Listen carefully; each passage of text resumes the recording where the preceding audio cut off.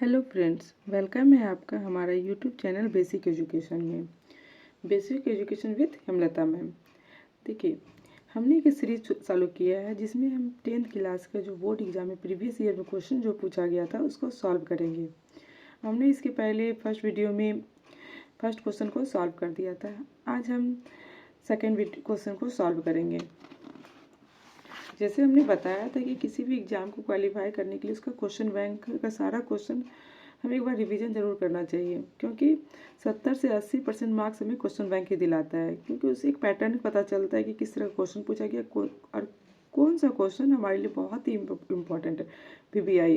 क्योंकि अब हमें बुक पढ़ने का टाइम नहीं है, हमारे पास एक क्वेश्चन बैंक ही है जिसको हम एक ले करके रिविज़न के तौर पर पूरा सॉल्व कर सकते हैं, समझ सकते हैं। आइए, 10th बोर्ड एग्जाम 2022 का दो सेट ए साइंस का, साइंस में कौन सा क्वेश्चन, फिजिक्स का। कल जैसे हमने आपको बताया था कि शॉर्ट में 8 क्वेश्चन देगा, 8 क्वेश्चन में 4 क्वेश्चन को आपको चूज करना है। तो हमने फर्स्ट क्वेश्चन को सॉल्व कर लिया था। आज हमारा सेकेंड क्वेश्चन है। तो हमारा सेकेंड क्वेश्चन क्या है कि अवतल दर्पण के कोई दो उपयोग लिखिए। किसका बोल रहा है? अवतल दर्पण का। किसका? उत्तल का नहीं बोला जा रहा है, किसका बोला जा रहा है? अवतल का। क्वेश्चन हमेशा अच्छे से समझिएगा, कभी कन्फ्यूजन या गलती नहीं कीजिएगा। जब भी किसी क्वेश्चन को सॉल्व करते हैं तो उस क्वेश्चन को 1 से 2 बार जरूर पढ़ा करिए, क्योंकि हमें लगता है कि क्वेश्चन बहुत ईजी आया हुआ ये वाला, ये तो हम इसे लिख लेंगे, तो वहीं पे हम कन्फ्यूजन कर जाते हैं। तो यहाँ पे बोला जा रहा है अवतल दर्पण के दो उपयोग लिखना है। तो अच्छे से आंसर को आप कोशिश के जितना ज़्यादा उसको थोड़ा सा अच्छे से लॉन्ग करने का। ये नहीं कि कुछ भी लॉन्ग में कुछ भी भर देंगे, वो नहीं, उसका आंसर को ही भरना है, ताकि एग्जामिनर जो कॉपी चेक करे तो उसको अच्छे से समझ में आए कि हाँ क्या लिखा गया है। तो अवतल दर्पण के दो उपयोग निम्न है। क्या बोला जा रहा है? पहले अवतल दर्पण के दो उपयोग निम्न है। तो दो उपयोग तो हम दो लिख सकते हैं, कोई टेंशन नहीं है। एक दो एक्स्ट्रा हमें याद रहना चाहिए, बाई चांस हमें 3 पूछ ले, 4 पूछ ले, या हो सका है तो कभी ऑब्जेक्टिव में पूछ ले कि टॉर्च का प्रयोग किसमें होता है, अवतल दर्पण में या उत्तल दर्पण में। तो थोड़ा सा एक्स्ट्रा हमें पता रहना चाहिए, एक्स्ट्रा हमेशा लेके चला चाहिए। तो क्या बोला जा रहा है कि अवतल दर्पण के दो उपयोग निम्न है। फर्स्ट है सोलर कुकर। क्या बोला जाए? फर्स्ट सोलर कुकर, सेकेंड प्रज्वलक, थर्ड टॉर्च, फोर्थ हेडलाइट। देखिए, यहाँ पे हम अच्छे से आपको समझा देंगे ताकि आपको कन्फ्यूजन ना हो कि अवतल में ही सोलर को कुकर क्यों उपयोग करेंगे, उत्तल में क्यों नहीं। जब तक देखिए किसी भी क्वेश्चन का जब तक आपको कंसेप्ट नहीं पता रहे ना, तो क्या होता है कि अभी आपने याद किया तो वो कुछ देर बाद आपके दिमाग से उतर जाएगा। तो उसका कंसेप्ट आपको पता रहना चाहिए अच्छे से कि अवतल दर्पण में सोलर कुकर का प्रयोग क्यों हो रहा है, प्रज्वलक का ही क्यों हो रहा है, टॉर्च का, हेडलाइट का। पहले तो इसको याद कर लेंगे। सोलर कुकर, प्रज्वलक, टॉर्च, हेडलाइट। सोलर कुकर, प्रज्वलक, सोलर कुकर, प्रज्वलक, टॉर्च, हेडलाइट। एक बार फिर से रिविजन कर लीजिए। सोलर कुकर, प्रज्वलक, टॉर्च, हेडलाइट, ये यहाँ पर याद हो गया। अब कभी भूले ना, कभी मतलब किसी भी क्वेश्चन को अगर हम भूलना नहीं है तो उसका कंसेप्ट हमको अच्छे से पता रहना चाहिए। आइए हम देखते हैं कि अवतल दर्पण में इन चारों का उपयोग क्यों होता है, उत्तल दर्पण में क्यों नहीं होता है। इसको समझने के लिए सबसे पहले सबको पता है कि कोई भी दर्पण गोली दर्पण का ही भाग होता है। किसका भाग होता है? गोली दर्पण का। ये कौन सा दर्पण हो गया हमारा? गोली दर्पण हो गया, गोली दर्पण हो गया। जब गोली दर्पण को क्या किया जाता है? डिवाइड कर दिया जाता है, दो भागों में बांट दिया जाता है। जब गोली दर्पण को क्या कर रहे हैं हम लोग? डिवाइड कर रहे हैं, दो भागों में क्या कर रहे हैं? बांट रहे हैं। तो हमने दो भागों में बांट दिया, ये वाला भाग इधर आ गया और ये वाला भाग इधर आ गया। थोड़ा समझ लेते हैं तब अवतल दर्पण पाते हैं। गोली दर्पण को हमने क्या किया? दो भागों में बांट लिया, एक भाग इधर आ गया, एक भाग इधर आ गया। इस वाले भाग को हम यहाँ पे लिख देते हैं। ये कौन सा दर्पण, कौन सा भाग हो गया? उत्तल। कौन सा भाग? अभी समझेंगे क्यों इसको उत्तल बोला जा रहा है। उसको उत्तल दर्पण बोल देते हैं। और इसको क्या लिख देते हैं? इसको लिख देते हैं अवतल दर्पण, अवतल दर्पण। यहाँ तक समझ में आ गया। गोली दर्पण को जब दो भागों में बांटा गया, ये वाला पार्ट ये इधर आ गया, इस वाले पार्ट को हमने इधर कर दिया। इस वाले पार्ट को हमने उत्तल दर्पण बोल दिया, इसको अवतल दर्पण बोल दिया। देखिए अब ये समझिएगा, इसको उत्तल ही क्यों बोला गया, अवतल क्यों नहीं बोला गया? उत्तल, उत्तल में क्या होता है? उत्तल दर्पण में इसका जो होता है, देखिए ये ध्यान रखा कीजिएगा, पहले सबसे पहले ये बहुत इम्पॉर्टेंट है, किसी भी दर्पण में उसका बायां दायां पता रहना चाहिए, लेफ्ट राइट, ठीक है। ऐसे भी हम बोलते हैं left right, left right. Left को हम लोग क्या बोलते हैं, बायां। लेफ्ट को क्या बोलते हैं, बायां। और राइट को क्या बोलते हैं, दायां। राइट को हम लोग क्या बोलते हैं, दायां। बायां और दायां, यहाँ तो कोई कंफ्यूजन नहीं। अब देखिए उत्तल दर्पण में क्या बोला जाता है, उत्तल दर्पण में बोला जाता है कि दर्पण का वह भाग बायां साइड के उस दर्पण का जिसका बायां साइड उभड़ा हुआ हो, उभड़ा उठा हुआ हो। देखिए इसका बायां साइड उभड़ा हुआ है ना, तो जिस दर्पण का बायां साइड क्या उभड़ा हुआ हो, उठा हुआ हो, उसे हम क्या बोलेंगे, उत्तल दर्पण की बोलेंगे। क्या बोलेंगे, उत्तल दर्पण। उत्तल दर्पण को इंग्लिश में बोलते हैं कनकैव, ये ध्यान रखेंगे। और अवतल दर्पण को बोलते हैं कन्वैक्स, सॉरी उत्तल को बोलते हैं कन्वैक्स, उत्तल को क्या बोलते हैं, कन्वैक्स। और अवतल को बोलते हैं कनकैव। क्या बोलते हैं, कनकैव, ठीक है। अब यहाँ पे देखिएगा एक बात और, अगर हम ये कन्फ्यूजन ना करें कि गोली दर्पण को जब तो डिवाइड करेंगे तो ये वाला पार्ट इधर आया, ये वाला इधर आया, तो इस वाले पार्ट को इधर भेजे, इसको क्या उत्तल बोलेंगे, अवतल। ध्यान रखिए इसमें वर्ड जो होता है छोटा है, इसमें वर्ड क्या है, बड़ा है। तो छोटे से बड़े यानी छोटा वाले को आगे रखेंगे, बड़ा वाले को पीछे रखेंगे। इंग्लिश में वही है, छोटे वाले को हमने आगे कर दिया, बड़े वाले को पीछे किया, छोटा से बड़ा। कुछ मतलब माइंड में याद रखने के लिए, ताकि फ्यूचर में कोई कन्फ्यूजन ना हो। फ्यूचर में जब हम याद करेंगे यानी बिना बुक देखे हम याद रखें, छोटा से बड़ा, जो गोली दर्पण था, गोली दर्पण को हमने दो भागों में बांटा, एक इधर से लगे इधर गया। अब इधर जो गया वो उत्तल है कि अवतल, अच्छा छोटा से बड़ा, तो छोटा वाले को उत्तल कह दिया, बड़ा वाले को अवतल कह दिया। यहाँ तो कन्फ्यूजन नहीं ना। अब देखिए हमने अब क्या बोला, उत्तल दर्पण में जिसका बायां साइड क्या हो, उभड़ा हुआ हो, उठा हुआ हो, ऐसे वो उसे उभड़ा उठा बोल सकते हैं। तो बायां साइड, ध्यान रखिए दायां नहीं, क्या बोल रहे हैं हम, बायां साइड, जिसका बायां साइड उठा हुआ हो, उभड़ा हुआ हो, उसे क्या बोलेंगे, उत्तल दर्पण। अब देखिए अवतल दर्पण में क्या बोलता है कि यहाँ पे बायां ही बोलेंगे, इसको दो भागों पर बांट दीजिए तो कन्फ्यूजन होगा, ठीक है। अब कोई कन्फ्यूजन नहीं, इसमें भी बायां ही बोलेंगे, दायां नहीं, जिसमें बायां साइड अंदर की ओर धंसा हुआ।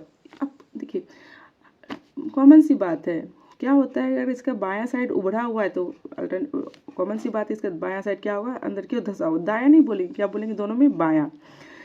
तो उत्तल में क्या होता है कि बायां साइड एक याद रहेगा, दूसरा ऑटोमेटिक याद हो जाएगा कि बायां साइड उभड़ा हुआ है, उठा हुआ है, तो इसे उत्तल दर्पण बोलेंगे। इसमें क्या बोला जा रहा है कि बायां साइड अंदर की ओर धंसा हुआ है, तो इसे क्या बोलेंगे, अवतल बोलेंगे। इसमें बायां साइड उभड़ा हुआ है या बायां साइड उठा हुआ है, ये ध्यान में रखेंगे। यहीं पे विद्यार्थी कन्फ्यूजन कर जाता है, किसमें उभड़ा हुआ है, किसके अंदर। देखिए कनकेव मतलब, केव मतलब गुफा होता है, देखिए अंदर की ओर है ना धंसा हुआ, तो बायां साइड जिसमें अंदर की ओर धंसा हो उसे अवतल, और जिसमें बायां साइड उभड़ा हुआ हो उसको उत्तल बोलते। एक इसको याद रखने के बाद ऑटोमेटिक ये याद हो जाए। एक और मेन इम्पॉर्टेंट है, उसको समझ लीजिए क्या बोला जा रहा है।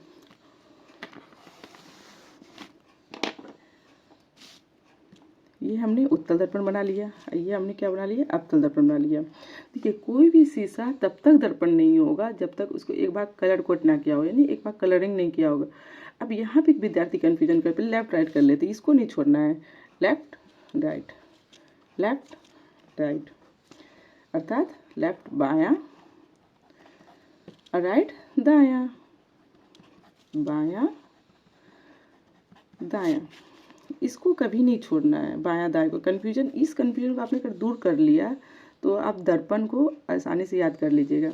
अब देखिए क्या होता है कि कोई भी दर्पण, कोई भी शीशा तब तक दर्पण नहीं बनेगा जब तक क्या उसका एक बार कलर कोट नहीं किया हो। अब यहाँ पे ध्यान रखेंगे, हम कलर कोट किधर करेंगे, ये साइड करेंगे, ये साइड करेंगे, बायां करेंगे, दायां करेंगे। ध्यान रखना है जब भी कलर कोट करेंगे, कलर करेंगे किसी भी शीशे को, तो हमेशा दायां और करेंगे, किधर करेंगे, दाएं और करेंगे, ये ध्यान रखिएगा। ये कन्फ्यूजन के, जब भी शीशे को हम कलर करेंगे तो क्या किधर करेंगे, दायां साइड करेंगे। अब ये हमारा पूरे कंप्लीट रूप से दर्पण बन गया, हमने दाएं साइड कलर कर लिया। अब कोई कन्फ्यूजन नहीं। अब देखिए हमने कलर कर लिया दायां साइड। अब देखिए दूसरा जो कन्फ्यूजन होता है, इस कन्फ्यूजन को दूर कीजिए। हमने दर्पण बना लिया, कलर भी कर लिया, इधर भी कलर कर लिया। जब भी कलर किधर करेंगे तो दायां साइड करेंगे, हमने इधर भी कलर कर लिया। अब देखिए ये हमारा क्या होगा, दायां बायां दायां, बायां दायां, बायां दायां कर दीजिए। इसको थोड़ा सा अच्छे से समझना है। ये अगर कंसेप्ट समझ लीजिए तो आप दर्पण का किसी भी पार्ट को अपना इजीली बना सकते हैं। अब देखिए यहाँ तक तो हमने समझ लिया कि जब भी कलर कोड करेंगे तो किधर से करेंगे, दाएं हाथ की तरफ। कलर कोड किधर करेंगे, दाएं हाथ साइड। तो हमने दायां साइड कलर कोड दिया। मगर किसी भी वस्तु को प्रतिबिंब बनाना तो हमेशा किधर रखेंगे, वस्तु को किधर रखेंगे, वस्तु को बाईं साइड रखेंगे। ये ध्यान रखेंगे, जब भी किसी वस्तु का प्रतिबिंब बनाना है तो वस्तु किधर रखेंगे, बाईं साइड रखेंगे, तभी उसका क्या बनेगा, प्रतिबिंब बनेगा। बस 3 फंडा याद रखना है। अगर इसने अपने 3 फंडे को याद रखा तो आप क्या आसानी से इसका आंसर आप कर सकते हैं, किसी भी क्वेश्चन का आप आंसर कर सकते हैं। यहाँ तक कोई कन्फ्यूजन हुआ नहीं, कोई कन्फ्यूजन यहाँ तक आपको नहीं हुआ होगा। देखिए सबसे पहले क्या बोला, गोली दर्पण। गोली दर्पण को क्या कर दिया हमने, 2 भागों में बांट दिया। इधर एक पार्ट को भेज दिया, इधर भेज दिए। इधर जो भेजे उसको हमने उत्तल दर्पण किया, इधर जो भेजे अवतल दर्पण किया। क्योंकि उत्तल दर्पण क्या बोला जा रहा है, ध्यान रखिएगा, बाएं साइड जिसका उभार हो, उभरा हुआ, उठा हुआ, उसे उत्तल दर्पण करेंगे। और जिसमें बाएं साइड अंदर की ओर हो, बायां साइड दायां नहीं रखेंगे, किधर बोले, बायां साइड जिसका अंदर की ओर हो उसे क्या करेंगे, अवतल दर्पण कहेंगे। अब देखिए क्या बोला जा रहा है, जब कलर कोड करेंगे हमेशा दाएं साइड करेंगे। किधर करेंगे कलर कोड, कलरिंग जब भी करेंगे तो किधर करेंगे, देखिए कलर जब भी करेंगे तो किधर करेंगे, दायां साइड।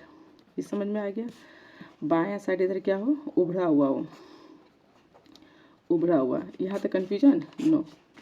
अब वस्तु को किधर रखेंगे, जब भी रखेंगे वस्तु को तो बायां साइड रखेंगे।